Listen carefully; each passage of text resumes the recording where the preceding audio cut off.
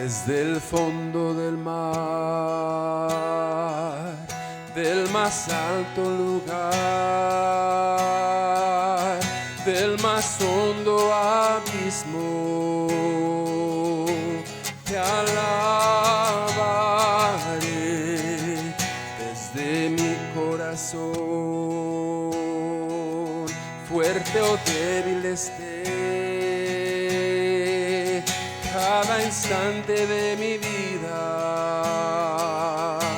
con gozo yo diré que tú eres la roca eterna, Señor sobre cielo y tierra.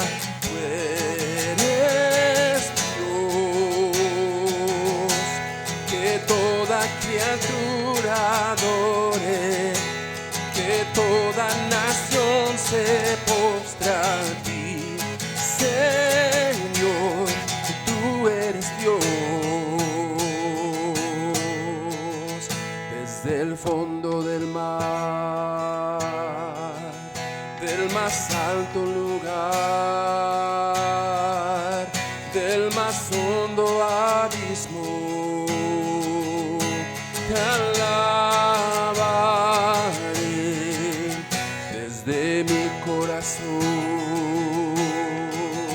fuerte o débil esté cada instante de mi vida, con gozo yo diré que tú eres la roca eterna, Señor sobre cielo y tierra. Tú eres Dios, que toda criatura adore, que toda nación se postre a ti, Señor, tú eres Dios,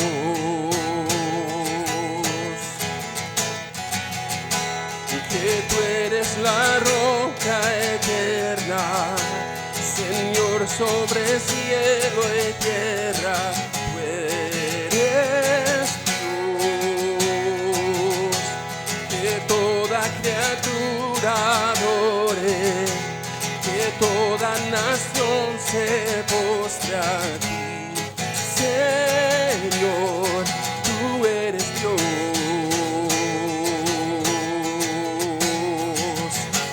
que tú eres la roca eterna, Señor sobre cielo y tierra. Tú eres Dios, que toda criatura adore, que toda nación se postre a ti, Señor, tú eres Dios.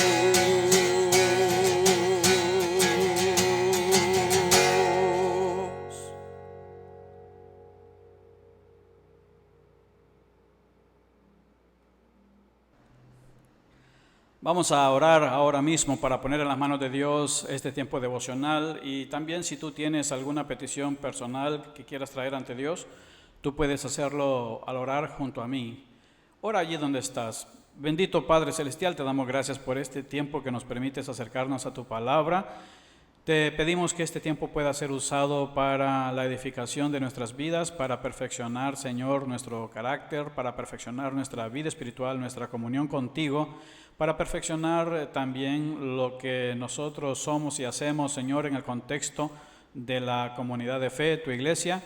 Te suplicamos pues que a través de este tiempo tú nos puedas seguir instruyendo, hablando, y que nosotros también podamos, Señor, crecer en conocimiento y amor hacia ti. Ponemos en tus manos también, Señor, traemos ante ti cualquier necesidad personal que en estos momentos nosotros podamos estar experimentando. Confiando en ti, Señor amado, dedicamos y entregamos a ti cualquier situación. No queremos vivir con afanes, queremos vivir aguardando completamente en ti por siempre. Gracias te damos y dedicamos a ti este tiempo en oración, así como las peticiones, orando en el nombre de Jesús, tu Hijo. Amén y amén. Recuerda siempre lo que nosotros insistimos en cada devocional, es que tú, cada vez que te acerques a la Biblia, puedes sacar mejor provecho si tú tomas notas de alguna observación del texto bíblico o de alguna aplicación del texto bíblico. Eso te ayuda a poder conocer más cualquier aspecto de las Sagradas Escrituras. Incluso podrías probablemente hacer alguna anotación en la misma Escritura, en la misma Biblia, acerca del versículo, alguna idea, algún comentario que te pueda ser útil para otra ocasión. Nosotros hablamos de esta guía que facilitamos solo como para que tú puedas seguir el bosquejo, pero tú puedes también seguir tu propio esquema. Vamos a entrar directamente a las Escrituras en esta ocasión y vamos a hacer lectura de la palabra de Dios, que nos dice: por tanto, si hay alguna consolación en Cristo, si algún consuelo de amor, si alguna comunión del Espíritu, si algún afecto entrañable, si alguna misericordia, completad mi gozo sintiendo lo mismo, teniendo el mismo amor, unánimes, sintiendo una misma cosa. Nada hagáis por contienda o por vanagloria, antes bien con humildad, estimando cada uno a los demás como superiores a él mismo. No mirando cada uno por lo suyo propio, sino cada cual también por lo de los otros. Haya pues en vosotros este sentir que hubo también en Cristo Jesús, el cual, siendo en forma de Dios, no estimó el ser igual a Dios como cosa a que aferrarse, sino que se despojó a sí mismo, tomando forma de siervo, hecho semejante a los hombres. Y estando en la condición de hombre, se humilló a sí mismo, haciéndose obediente hasta la muerte y muerte de cruz.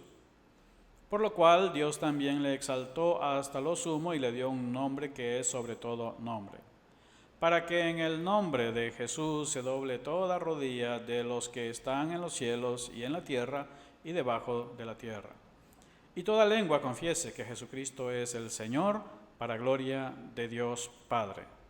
Muy bien, ahí tenemos la lectura de las Sagradas Escrituras y de allí vamos a aprender las actitudes espirituales comunitarias o las actitudes espirituales que se deben poner en práctica en el contexto de la vida comunitaria o la vida de la iglesia, o cuando estamos en relación o comunión con nuestros hermanos en la fe, e incluso también cuando nos estamos relacionando con otras personas que no son hermanos en la fe.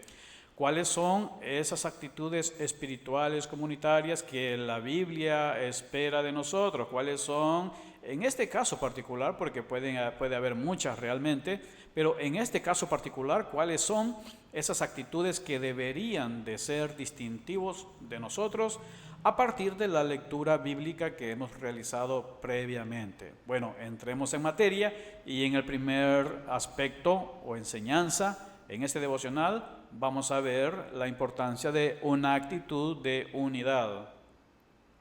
La primera actitud espiritual, útil, santa, y como sea que tú la quieras valorar en el marco de todo lo que es bueno, es la actitud de la unidad, la actitud de salvaguardar la unidad, la actitud de permanecer unido, la actitud de tener un mismo sentir. La comunidad es afectada, la vida en comunidad es afectada, las relaciones son afectadas cuando nosotros sacrificamos el tema de la unidad. Nosotros pertenecemos a una comunidad, somos parte de lo que la Biblia llama el cuerpo de Cristo. Y dentro de ese concepto grande del cuerpo de Cristo, además, somos miembros de una iglesia local, y por ello es que nosotros podemos tener conciencia sobre la importancia de la unidad. Sin embargo, hay actitudes que pueden estorbar, estropear dicha unidad. Por esa razón es que encontramos en estos versículos iniciales esta instrucción que es fundamental. En el versículo 1, por ejemplo, el apóstol Pablo, el escritor sagrado, utiliza un argumento que es la introducción para precisamente enseñarnos la importancia de una actitud que haga prevalecer la unidad en la vida comunitaria de la iglesia. En el caso de los receptores originales, pues de la iglesia, los filipenses, y obviamente a partir de la experiencia que encontramos allí, también es una enseñanza o un principio que se traslada para todas las iglesias. Entonces tenemos aquí que dice el versículo 1, por tanto, si hay alguna consolación en Cristo, si algún consuelo de amor, si alguna comunión del Espíritu, y sigue la lista en forma condicionante, dice, si algún afecto entrañable, si alguna misericordia. Quiero que pienses en esto. Estos versículos no están poniendo en duda de que haya entre los filipenses alguna consolación en Cristo, por ejemplo. Este versículo no está dudando, cuestionando si hay algún consuelo de amor. Tampoco está tratando de sembrar duda de si hay alguna comunión del Espíritu, o de si hay algún afecto entrañable, o de si hay alguna misericordia. Más bien, el escritor está explicando que en efecto sí hay todo eso. Y la idea o la manera en la que podemos entender o de mejor forma este versículo podría ser algo así como decir, ya que hay, o dado que hay, o en vista de que tenemos todas estas cosas. ¿Cuáles son esas cosas? Estas: la consolación en Cristo, el consuelo de amor, comunión del Espíritu, dado que hay afecto entrañable, dado que hay misericordia entre ustedes, dando por sentado, dando por supuesto que sí existe eso. Y eso lo utiliza para el argumento del segundo versículo, pero veámoslo cómo se ilustra entonces con la imagen a continuación, este punto que acabo de explicar. Entonces él dice, si es que hay esto, si es que hay el amor entrañable, si es que hay todo lo que dice el versículo 1, como lo puedes ver del lado izquierdo, todas esas condicionantes, no es que él esté dudando de si lo hay, sino más bien es como dar por hecho. Ya que está todo esto, entonces o en consecuencia, dice, sientan lo mismo o estén de acuerdo. Claro, la primera parte solo lo hemos visto en el versículo 1, pero es lo que sigue en el versículo 2 precisamente. Por eso es que podemos leer esto, dice, completad mi gozo, sintiendo lo mismo, teniendo el mismo amor, unánimes, sintiendo una misma cosa. Es decir, si es que hay lo que ya leímos en el versículo 1, si hay todo aquello que es hermoso en el corazón de cada uno de los cristianos, de los creyentes filipenses, entonces o en consecuencia, sobre la base de que sí existe todo lo que se menciona en el versículo 1, entonces completad mi gozo, dice. ¿Y cómo se completaría ese gozo, esa alegría? En el apóstol Pablo, a la luz de su escrito, sería que toda la comunidad esté sintiendo lo mismo. Ahí es donde comienza a hablar del tema de la unidad. Sentir lo mismo, teniendo, y aquí viene, el mismo amor, y añade o lo refuerza diciendo unánimes, sintiendo una misma cosa. De esta forma, la actitud prevaleciente en la comunidad debe ser el tema de todo aquello que tenga que ver con la unión. Por eso puedes observar en este versículo esas alusiones, cuando se está refiriendo a un mismo sentir, está refiriéndose a una misma postura, está refiriéndose a una unidad. Puedes verlo en esta imagen también. No se trata entonces en la comunidad de estar pensando en mi propio interés. Tenemos por un lado el círculo que nos presenta el interés propio o personal, y en el otro círculo, el verde, tenemos los intereses de otros también. Entonces, ¿cómo es que estos se deben combinar? Bueno, se deben unir al grado de llegar a un punto donde existe un mismo parecer o un mismo sentir. Y es que una de las dificultades muy grandes que tenemos nosotros como seres humanos es el tema de lo que es el egoísmo, pensar en nuestro propio beneficio, pensar solamente en nuestros propios intereses y perder de vista o ni siquiera interesarnos en los intereses de los demás.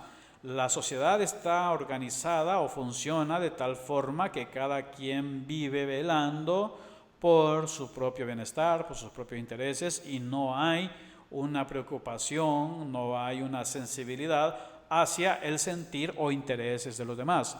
La Escritura nos enseña que los cristianos deben tener una mentalidad o una actitud diferente a la forma en la que funcionan las cosas allí donde no reina Jesucristo.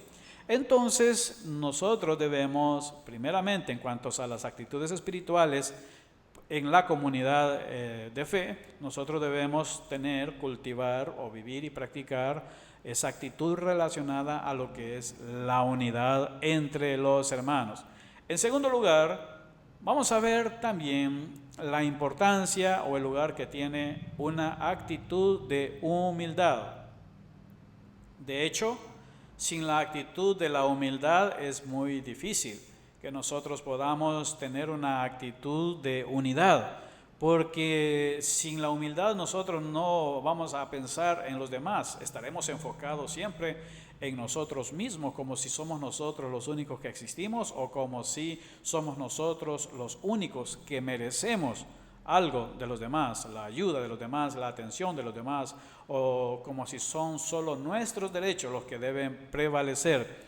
Una actitud de humildad es fundamental también y es parte de las actitudes espirituales que son necesarias para la vida en comunidad. Esto rompe completamente con los esquemas en cuanto a las relaciones y las formas en las que se relacionan las personas en un contexto donde no reina Jesús.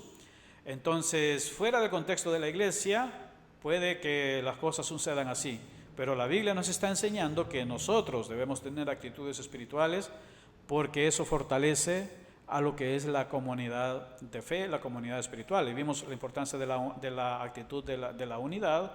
Y también veamos ahora la actitud de la humildad. ¿Cómo la vemos reflejada? Bueno, la Escritura nos dice en los versículos siguientes que nada hagáis, observen otra vez, nada hagáis por contienda o por vanagloria. Por cierto, la contienda y la vanagloria son atentados contra la unidad, que es lo que vimos ya en los primeros 2 versículos. Entonces dice que nada hagamos por contienda, nada hagamos por vanagloria, por presunción, por orgullo, por altivez o por exaltarnos a nosotros mismos, sino más bien, dice el versículo, antes bien con humildad.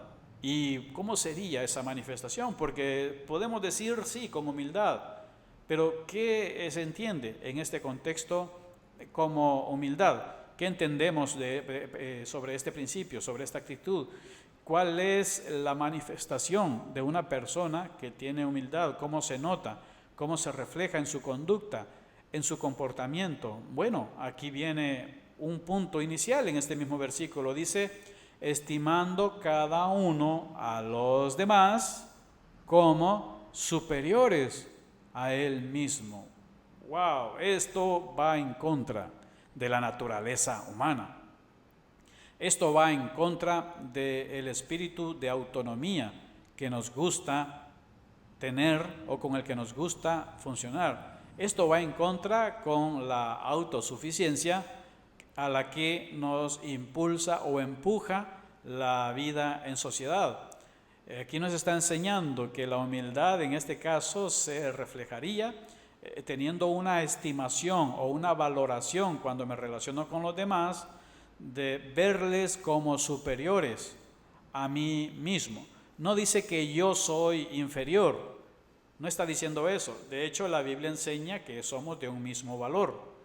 Sin embargo, ya que tendemos nosotros a pensar en más bien sentirnos superiores, o buscamos y andamos buscando en qué somos mejores o en qué somos superiores a otros, el concepto aquí tiene que ver con que yo no tomaré una posición de superior a los demás.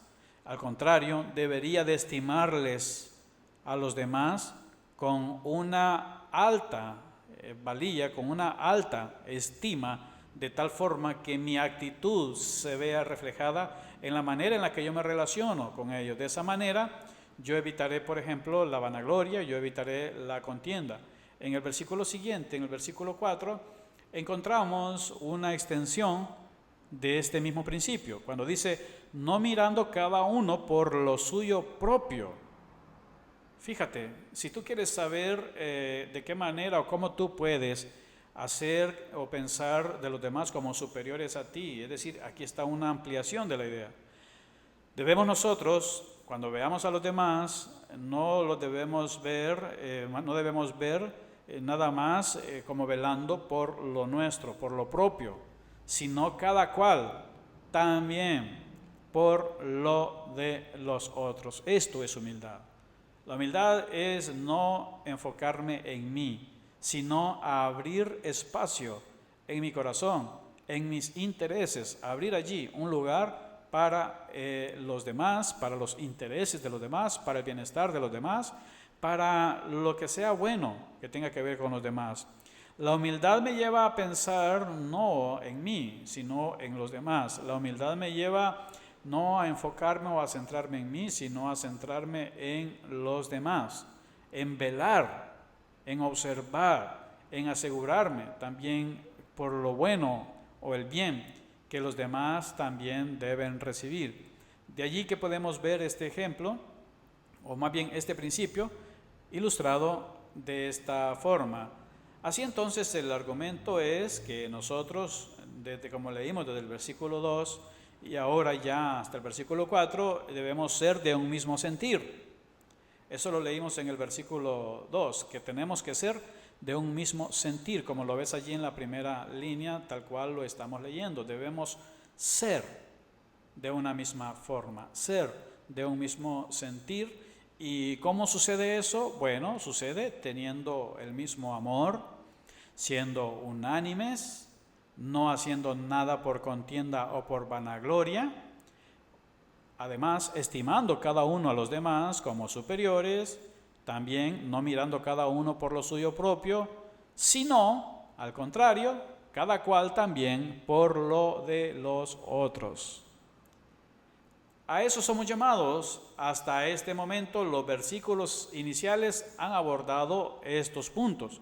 El versículo 1, recordemos que dijo, si hay esto en ustedes, si hay lo otro, si está también esto, es decir, dando por sentado, ya que ustedes tienen esto, ya que tienen amor entrañable, ya que existe esto, entonces busquen lo que es tener un mismo sentir. ¿Y cómo se es de un mismo sentir? Es lo que acabamos de ver. ¿Cómo se manifiesta ese mismo sentir? Toda la lista de cosas que hemos visto desde versículo 3 y versículo 4 y que lo has visto de esta forma. Ahora uno puede decir, bueno, esto es un asunto bien complejo. ¿Será posible que alguien lo pueda hacer? ¿Será posible además de que nosotros podamos llevar a cabo o imitar un tipo de conducta como esta?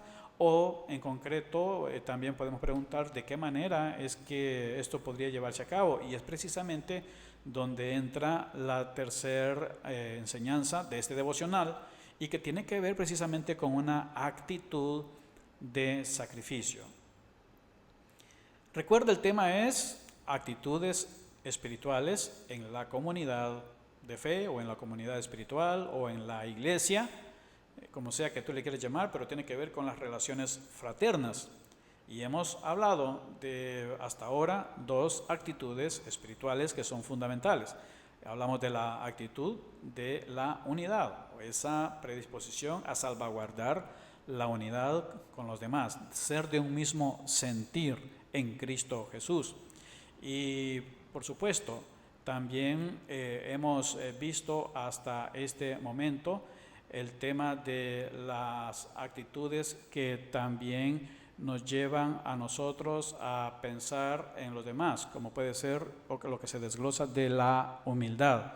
Dijimos, sin humildad no es posible. Y en el tercer aspecto, lo que se aborda es esto, una actitud de sacrificio, pero ¿sabes lo que viene en los versículos siguientes? Es precisamente el ejemplo de alguien que encarnó todo lo demás, y es el ejemplo de Jesucristo. Y por eso el versículo 5 nos introduce diciendo, haya pues en vosotros este sentir que hubo también en Cristo Jesús. Mire, aquí ha venido hablando de sentires, es decir, la actitud, en nosotros debe haber una actitud de unidad, debe haber una actitud de humildad. Entonces, ¿de qué manera podemos nosotros tener un referente, un modelo, un ejemplo concreto para imitarlo? Bueno, ahora entonces la instrucción para nosotros es que haya en nosotros también la misma actitud o pensamiento o comportamiento que también mostró Cristo Jesús. ¿Y qué es lo que Él mostró? ¿De qué manera Él operó? Bueno, yo te dije una actitud sacrificial porque esa es también, en resumen, la consecuencia de la humildad, la consecuencia de preservar también la unidad. Dice en el versículo 6, hablando de Jesús, que el cual, siendo en forma de Dios, no estimó el ser igual a Dios como cosa que aferrarse. Es decir, Él no dijo, yo soy Dios y aquí estoy aferrado a esto y nadie me saca de esto. Al contrario, Él encarnó en su propia vida precisamente lo que la Escritura nos ha enseñado o exhortado en los versículos previos, en los versículos sobre todo 3 y 4, donde se nos habla de nada hacer por contienda o por vanagloria, y donde nos dice que debemos considerar a los demás como superiores a nosotros mismos, donde nos enseña que no debemos estar pensando solamente en nosotros mismos, sino en los demás. Y dice, Jesucristo es lo que Él hizo. Él no dijo, bueno, yo soy Dios y no me voy a relacionar o no voy a pensar en los intereses de los demás. No, Jesucristo no hizo eso. Jesucristo, siendo en forma de Dios, fue humilde, y ese es el argumento que se desarrolla en los versículos posteriores, tan humilde que le llevó dicha humildad a una actitud sacrificial, algo que nos ha traído beneficio a todos nosotros. Observa en el desarrollo del argumento este aspecto. Dice aquí que siendo en forma de Dios, dice ser igual a Dios no fue algo de que aferrarse, es decir, a pesar de que tenía forma de Dios, a pesar de que tenía forma de Dios, más bien se despojó a sí mismo y se humilló a sí mismo. Eso es lo que vamos a encontrar precisamente en los siguientes versículos. Obsérvalo. Dice, sino que se despojó a sí mismo, tomando forma de siervo. Es decir, tenía la forma de Dios y se despojó de esa forma de Dios y tomó una forma de siervo. Eso es humildad. Y sobre todo, eso es no pensar en sí mismo, sino pensar en los demás. La humildad le llevó a una decisión, a una actitud de sacrificio, porque el hecho de tomar forma de siervo era con un propósito de amor redentor en función de ayudar y de pensar en las necesidades de los demás, es decir, todos nosotros. Y entonces, hecho semejante a los hombres, dice el versículo, y el versículo 8 dice, o añade, y estando en la condición de hombre, como si no era suficiente, dice, se humilló a sí mismo, haciéndose obediente hasta la muerte. Y no fue cualquier muerte, fue una muerte de cruz. Observa entonces esto, ahora, este argumento, desarrollándolo o profundizando en él. Entonces tenemos que se despojó a sí mismo, tomó forma de siervo, haciéndose semejante a los hombres, y además, estando en la condición de hombre, se humilló a sí mismo. ¿De qué manera? Haciéndose obediente hasta la muerte, y muerte de cruz. Y nosotros sabemos a qué o de qué está hablando o a qué se está refiriendo cuando leemos esta parte, porque precisamente está hablando de la obra redentora. Jesucristo pagó el rescate, el precio para hacer posible nuestra salvación, porque nosotros lo necesitábamos. Estábamos perdidos y extraviados sin Él, y Él pagó nuestro rescate. Entonces, el siguiente versículo en el orden dice, por lo cual Dios también le exaltó hasta lo sumo y le dio un nombre que es sobre todo nombre. Y entonces aquí tenemos algo muy interesante ya en el argumento de lo que tenemos para, a manera de conclusión, lo que sucedió. Tenemos entonces esto, porque Jesús hizo lo siguiente, lo que está en verde, se despojó a sí mismo, se humilló a sí mismo y fue obediente hasta la muerte. En consecuencia, Dios lo exaltó hasta lo sumo, le dio un nombre sobre todo nombre, para que en su nombre se doble toda rodilla. Eso es lo que nos está explicando. De hecho, el versículo siguiente nos explica esto, diciendo, y toda lengua confiese que Jesucristo es el Señor, para gloria de Dios Padre. Ahora, ¿cómo sucede esto? ¿Cómo va a ser? Hay una imagen más que quiero que veas sobre este aspecto, que nos muestra precisamente la forma en la que esto sucede. Observa este detalle. ¿De qué rodillas está hablando que se va a doblar ante Jesucristo y toda lengua va también a declarar acerca de Él, de lo que Él es, de lo grande que Él es. Bueno, aquí tenemos que dice toda rodilla de los que están en el cielo, en la tierra y debajo de la tierra. Todo esto va a acontecer en el Señor Jesucristo. De hecho, la humildad siempre va a traer el beneplácito de Dios y el reconocimiento de Dios. Es muy probable que no en esta vida, sino en la vida siguiente. Muy bien, entonces recuerda siempre que la humildad probablemente no en esta vida puedas tú sentir alguna recompensa, sin embargo Dios siempre va a reconocerlo y siempre lo va a premiar. Entonces, para avanzar, vamos a ver el último versículo que nos dice a continuación lo siguiente: y toda lengua confiese que Jesucristo es el Señor, para gloria de Dios Padre. Perfecto, ahí tenemos. Toda lengua va a confesar que Jesucristo es el Señor, para gloria de Dios Padre. Estas son las actitudes espirituales necesarias para la vida en comunidad. Recuerda la importancia de la actitud sobre la unidad, la actitud también sobre la humildad y también la actitud sacrificial o la actitud sobre el sacrificio, es decir, la que nos lleva a pensar en los demás siguiendo el modelo de Jesucristo. Sigue meditando en esto y disfruta la palabra de Dios y continúa tu aprendizaje para que tú puedas convertirte en esa persona con estas actitudes tan necesarias para poder enriquecer la vida espiritual de la comunidad eclesiástica. Recuerda, una actitud de unidad, una actitud de humildad y una actitud de sacrificio.